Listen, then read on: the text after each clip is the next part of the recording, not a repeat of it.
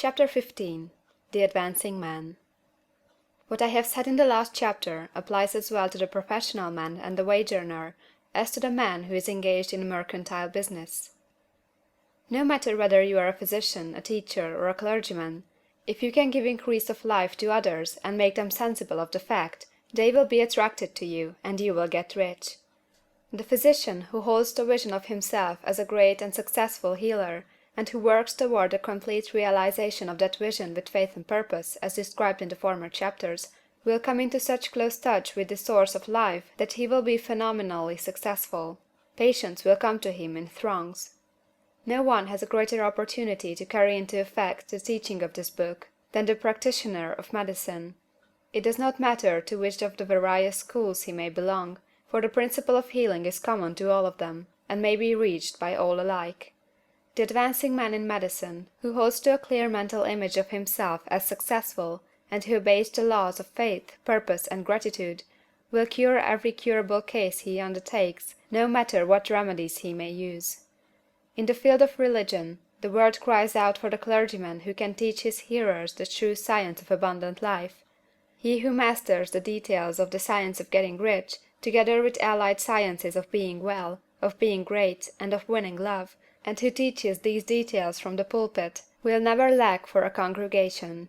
This is the gospel that the world needs. It will give increase of life, and men will hear it gladly, and will give liberal support to the man who brings it to them. What is now needed is the demonstration of science of life from the pulpit. We want preachers who can not only tell us how, but who in their own persons will show us how. We need the preacher who will himself be rich, healthy, great, and beloved, to teach us how to attain these things, and when he comes he will find a numerous and loyal following. The same is true for the teacher who can inspire the children with the faith and purpose of the advancing life. He will never be out of a job. And any teacher who has this faith and purpose can give it to his pupils. He cannot help giving it to them if it is a part of his own life and practice. What is true of the teacher, preacher, and physician is true of the lawyer, dentist, real estate man, insurance agent, of everybody. The combined mental and personal action I have described is infallible. It cannot fail. Every man and woman who follows these instructions steadily, perseveringly, and to the letter will get rich. The law of the increase of life is as mathematically certain in its operation as the law of gravitation. Getting rich is an exact science. The wage earner will find this as true of his case as of any of the others mentioned. Do not feel that you have no chance to get rich because you are working where there is no visible opportunity for advancement, where wages are small and the cost of living high. Form your clear mental vision of what you want, and begin to act with faith and purpose. Do all the work you can do, every day, and do each piece of work in a perfectly successful manner.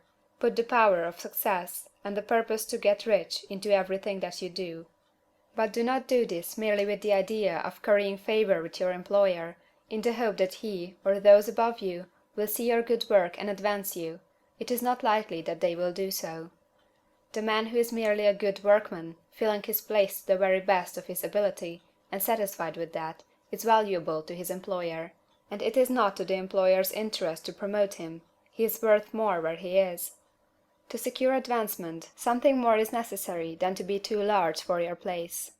The man who is certain to advance is the one who is too big for his place, and who has a clear concept of what he wants to be, who knows that he can become what he wants to be, and who is determined to be what he wants to be. Do not try to more than fill your present place with the view of pleasing your employer. Do it with the idea of advancing yourself.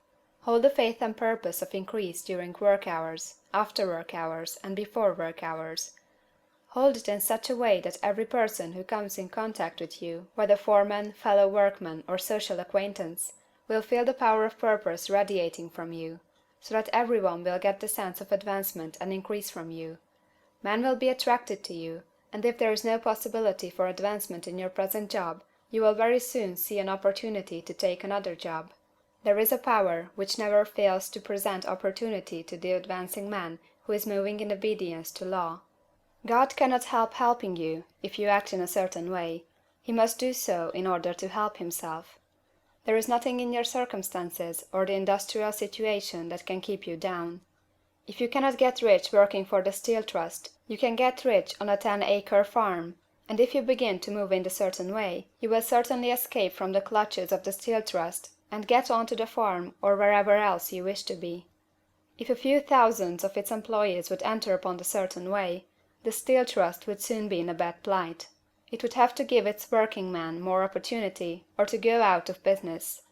Nobody has to work for a trust. The trusts can keep men in so-called hopeless conditions only so long as there are men who are too ignorant to know of the science of getting rich, or too intellectually slothful to practice it. Begin this way of thinking and acting, and your faith and purpose will make you quick to see any opportunity to better your condition. Such opportunities will speedily come, for the Supreme, working in all, and working for you, will bring them before you. Do not wait for an opportunity to be all that you want to be. When an opportunity to be more than you are now is presented, and you feel impelled toward it, take it. It will be the first step toward a greater opportunity. There is no such thing possible in this universe as the lack of opportunities for the man who is living the advancing life. It is inherent in the constitution of the cosmos that all things shall be for him and work together for his good, and he must certainly get rich if he acts and thinks in the certain way. So let wage-earning men and women study this book with great care, and enter with confidence upon the course of action it prescribes. It will not fail. End of chapter 15.